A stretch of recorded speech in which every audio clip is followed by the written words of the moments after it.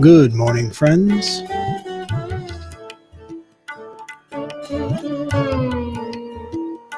It is Monday morning, and it's absolutely lovely to be back here with you all for this morning practice. This is Journey Home Meditation. This is the morning sit. I'm Michael, and I am happy to be here today.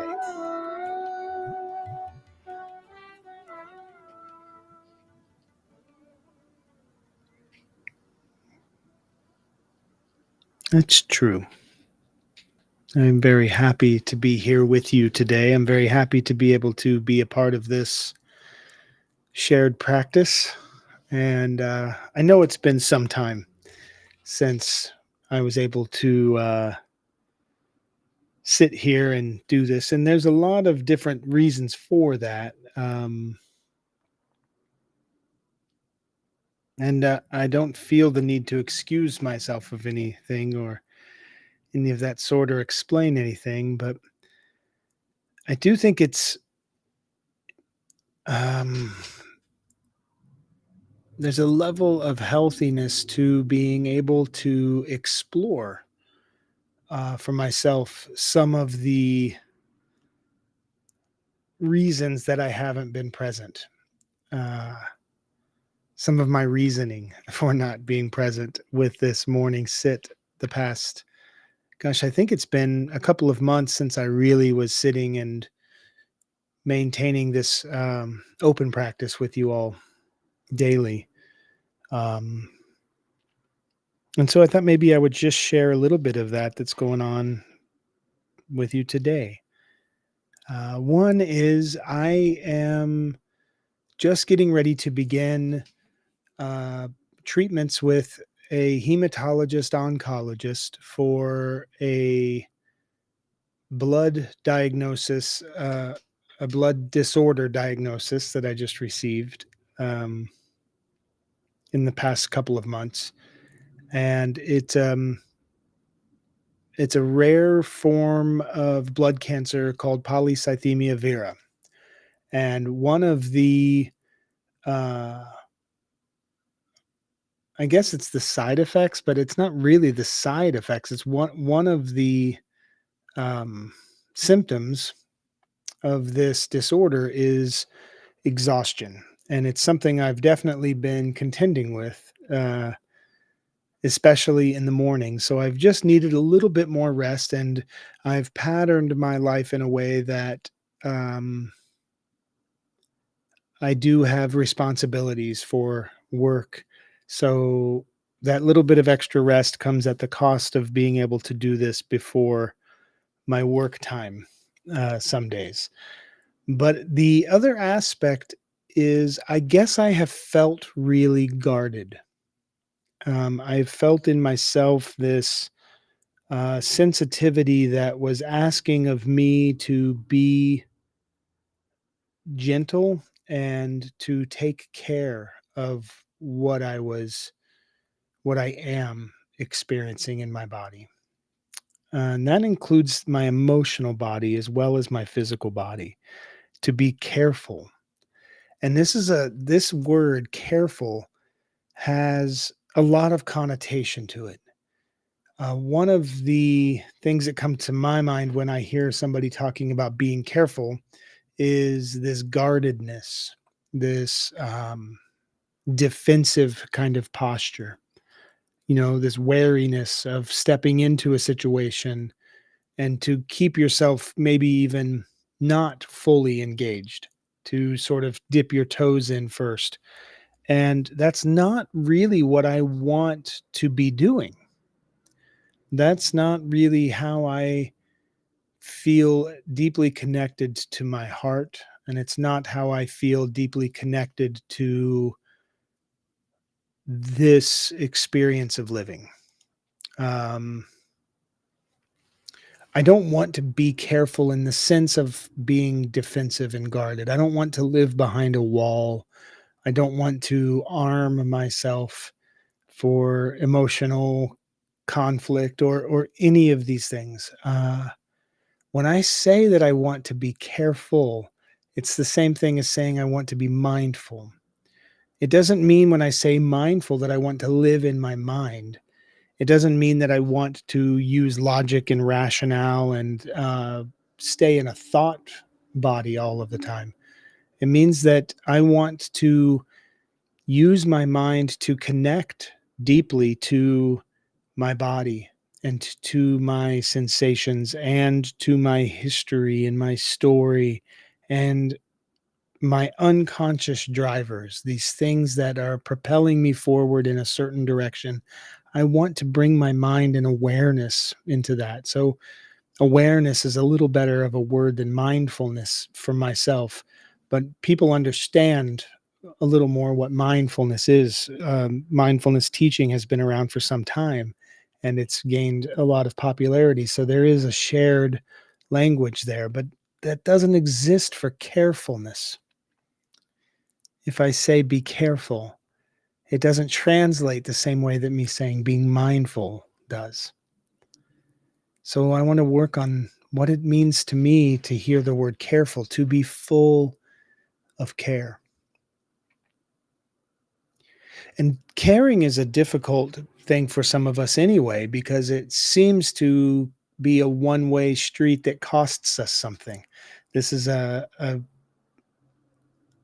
feeling I think many of us have when we talk about being a caregiver or a caretaker. Two very opposing notions to say the same thing, a caretaker and a caregiver. But they're supposed to mean the same thing, one who provides care.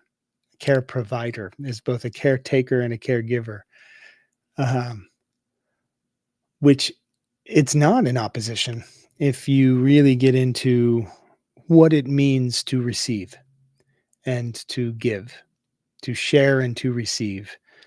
Uh, It is the same thing. It is the same relationship, but it's hard to see that if you come from an understanding of your life as one who has been taken from, or if you view yourself as one who is always giving but never receiving, there's resentments that form. So when there's taking and there's giving, if there's resentments, then there's not an openness, right?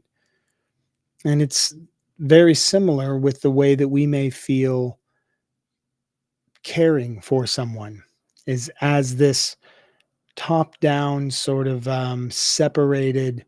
I am giving, I care for this person, but a lot of times that gets translated, mistranslated in our experience as I do all of these things for this person. So I really want to inspect what it means to care, what it means to be full of care, to be careful, to be a care provider and to be cared for, to be a caregiver and a caretaker at the same time. We don't refer to people who are being cared for as caretaker. I think that's interesting.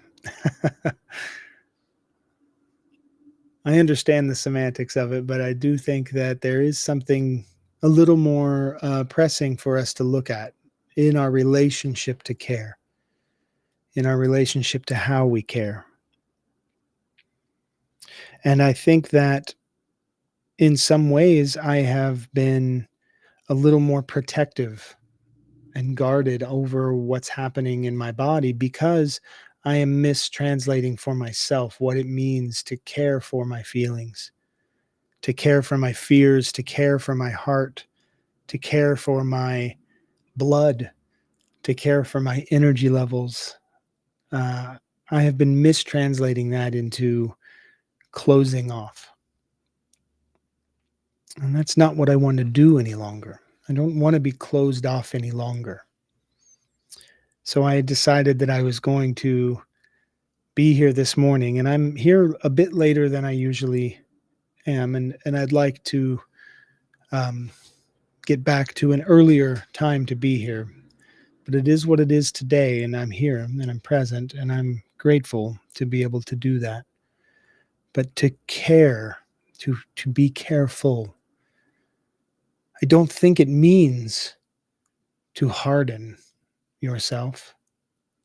I don't think it means to be defensive. To be careful doesn't mean to be wary, it means to be aware. And recognizing in ourselves that when I have feelings of fear, I need to care for those feelings. I need to take care of that feeling in myself. What does it mean to take care of your fear? I think it means to show up for it in a way that offers space for the fear without allowing the fear to be the space, without allowing the fear to take over. And I think it means the same thing for any of our other state of feelings, like state of mind, but state of body, state of emotions, state of feeling something, feeling anger. Take care of your anger. It doesn't mean that you don't feel anger. It doesn't mean that you reject it or punish it or shame it or push it away. It means that you understand that you have anger and you don't practice aggression. You just allow yourself to feel the anger. I'm angry about something. For me, for instance, with this case, I'm angry about what's happening in my body in some ways. Sometimes I'm angry about it. Sometimes I'm angry about timelines and prognosis and treatments. And sometimes that makes me angry, even though I'm grateful. At the same time as being grateful to be able to have that timeline and have that treatment and have that understanding of how to better care for myself, I am also angry that I have to do those things. That wasn't in my plan. It wasn't in my idea of who I thought I was. So I have anger. Take care of your anger. Feel your anger, but don't allow your anger to translate into aggression. I don't I don't I don't want to use my anger as a communication device. I want to use my anger as a key to open a door of awareness. So that's how you take care of your anger. Now, how do you take care of your resentment? I don't know yet. How do you take care of your love? You just give it freely and openly and willy-nilly? Sure, you could. And you could also understand that in loving everyone and being present with love for all of life means that I have to be able to be aware of what it is that's in front of me. I have to give my attention. To be loving is to give attention. This is the currency of love. This is why we call it paying attention. Our our focus, our awareness, and our presence, this is the currency of love. Mary Oliver, the amazing poet that I quote often, she's one of my favorite teachers recently in the last few years, reading her works and really imbibing in them. She says that attention is the beginning of devotion. It's a beautiful thing to think about.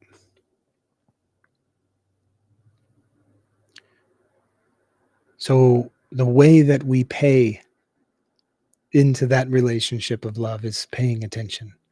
That's how we care for it. We care by being aware and by being present. How do I care for my exhaustion? Well, you sleep. How do I care for my sadness? You cry. How do I care for my joy? You laugh. You dance. You know, you don't restrict yourself. You don't be careful by holding back your laughter. You don't be careful by not dancing when the song comes on. I was just at a concert with my son Finn. Uh, we went together and spent the weekend out of town to see the Beach Boys, and it was so much fun. And there was a few moments when they were playing that I just wanted to stand up and grab a hold of him and just dance in a loving dance with him, and I didn't. Uh, when the Beach Boys played God Only Knows. The son of Mike Love, Christian Love, sang the song, and in the background was not a romantic love story between two lovers that was they were showing videos. The story that was playing in the background while he's singing God Only Knows is him and his father. And it's his father playing and holding hands of a toddler as he's learning to walk, and they're fishing side by side, and they're on a boat, and he's asleep on his lap, and his father's got him on his shoulders, and all of these things. And he's saying, God only knows what I'd be without you. And I just wanted to grab my son and just dance and just love in him in that moment. But for some reason I didn't. I was maybe captivated in the video, and I wasn't there. I wasn't ready for that level of joy yet. And then they played, um, oh,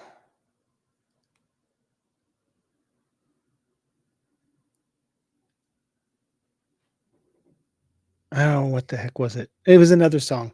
And we actually did get up and dance together. I grabbed him and we stood and we danced. And then we spent the rest of the show dancing side by side, dancing to all of the songs. It was the invitation to open into the joy, to not be careful with your joy, but to take care of your joy, to be full of care of my joy, that allowed me to open myself to dance. And we both danced the rest of the night. Um,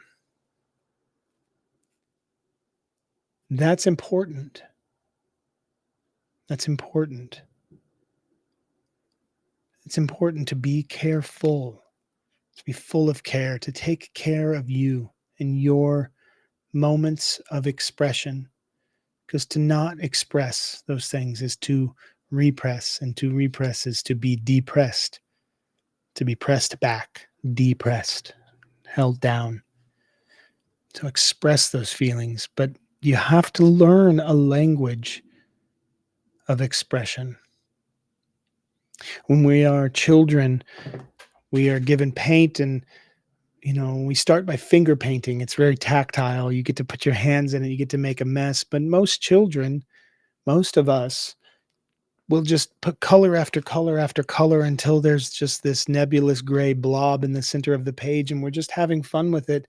And then we're done and we toss it to the side. And that's a beautiful way to express, but it's not an intelligible expression. And that's okay. I'm not shaming that. I'm not saying don't express in that way, that just blah, and just blah, get it out.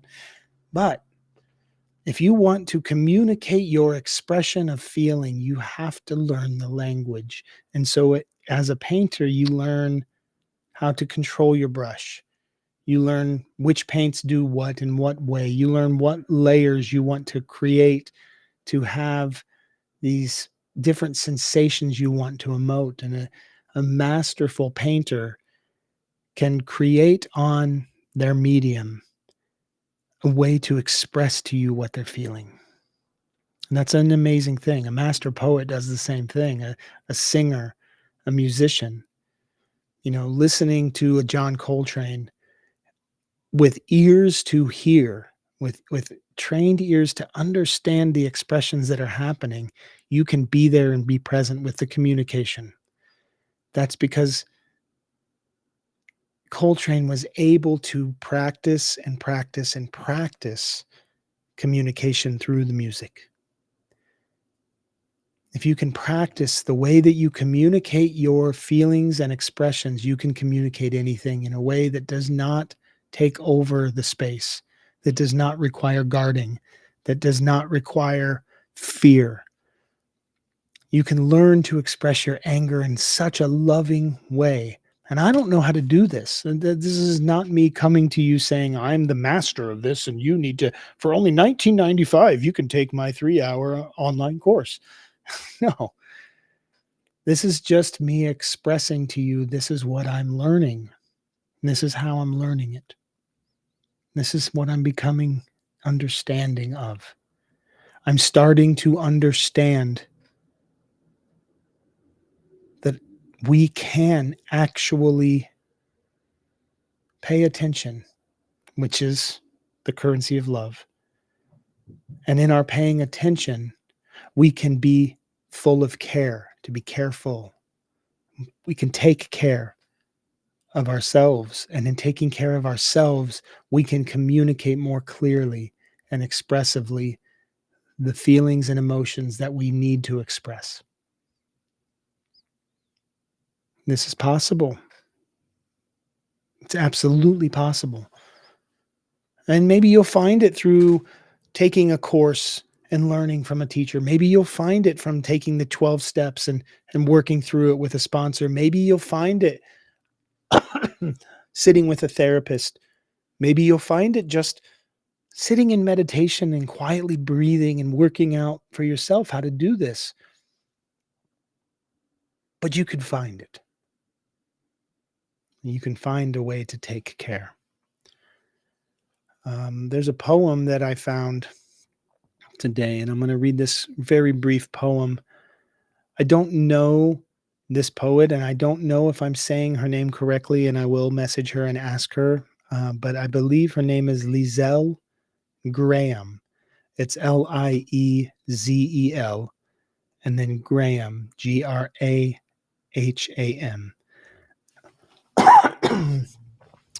And it comes from their website, lieselgraham.com. And the poem is called Guard Your Heart.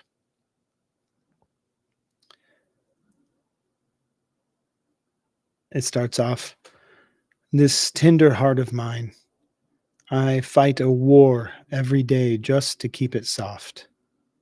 Guard your heart. Stay soft, lovely ones, stay soft. It isn't always easy, is it? Sometimes we have to fight a war every day just to keep the hardness from setting in. Your peace is worth it. You are a soft, gentle place. Fight for your softness. I just thought the juxtaposition of the violent words was appropriate in the poem to talk about what we're guarding against is not guarding against connection, guarding against feeling. We are not on guard to be defensive. We are guarding our softness. When we start to harden, to close, to become bitter, to become jaded, that's your fight. To soften, to say it's okay to feel this sense of fear, this fear of abandonment, this fear of rejection, this anger of pain, and feelings of loneliness that come with communication sometimes and miscommunication. It's okay to feel those things, deeply feel them inside of your body. You're not going to die from this. You're not going to die from feeling. In fact, it's the only way you're truly going to live.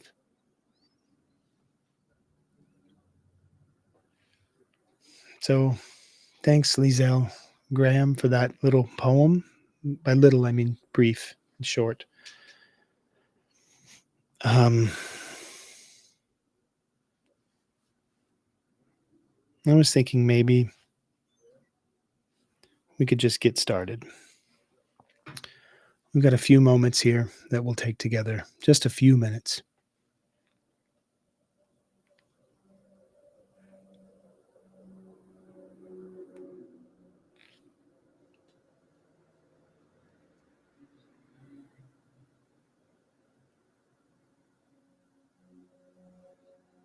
So find your meditation posture.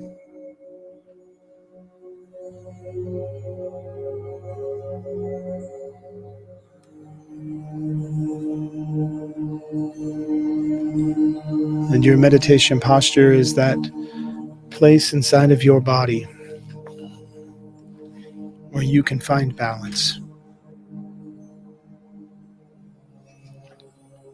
Balance is the least amount of stress or strain.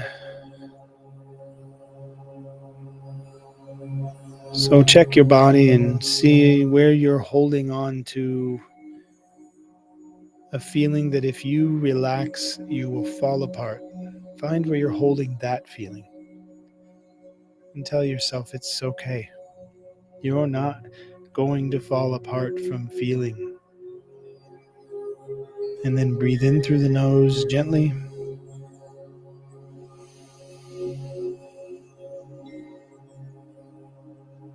and breathe out of the mouth.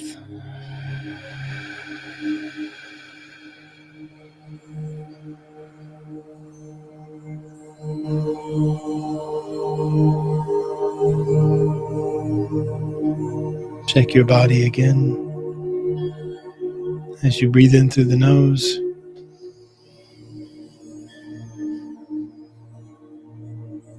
and out of the mouth.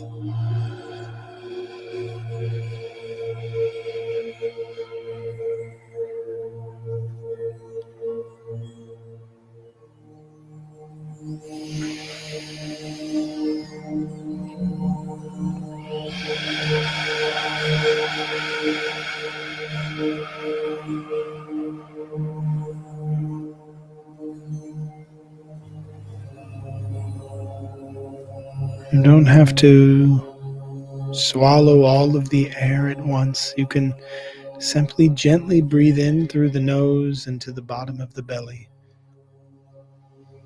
and feel how you expand.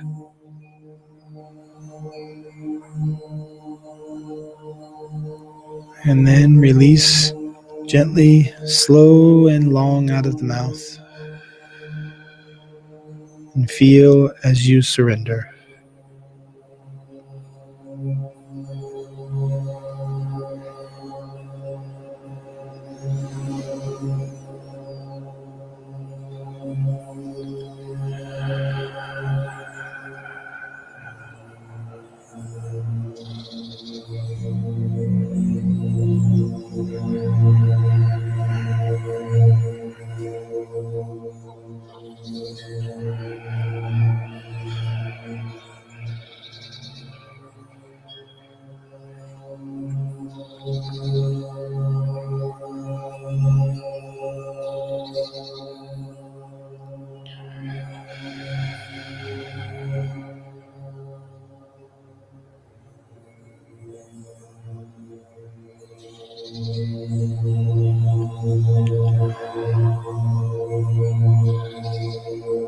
Allow yourself to just surrender into the in breath and the out breath. You are nothing else right now. You are simply this breath.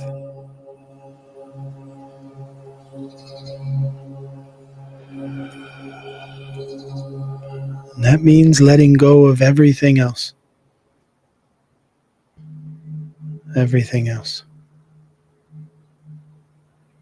Everything else.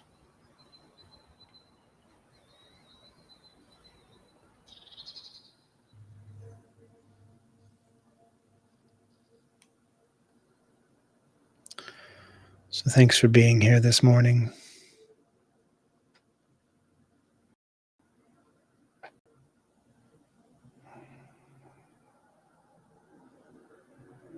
I am happy to be here, and I wish you happiness to be here too. I do. I will possibly be back tomorrow, but we'll see. So thanks again, friends.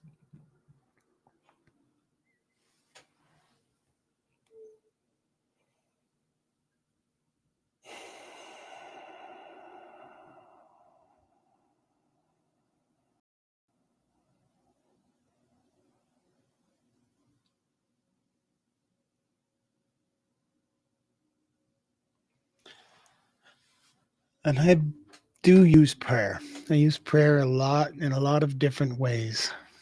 Recognize prayer. In fact, I wrote a little thing about prayer last night or yesterday afternoon. It says, when prayer only happens when you pay attention.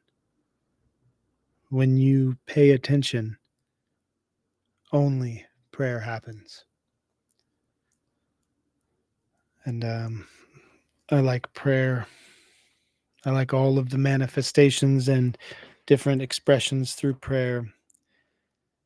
But I start my treatments on Thursday, and if you are one who prays, then you can pray. That would be lovely to know that I am being cared for in that way.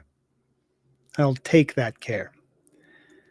But I just want to pray the serenity prayer. You can pray that serenity prayer for me as well, and for yourself and for anyone. It's the same notion as praying the meditation, which is meditating on kindness and health and happiness and compassion for all. The serenity prayer: accept the things I cannot change, the courage to change the things I can, and the wisdom to know the difference. Yeah, that's pretty basic, pretty foundational, and pretty easy to say. It's simple, but it's not easy.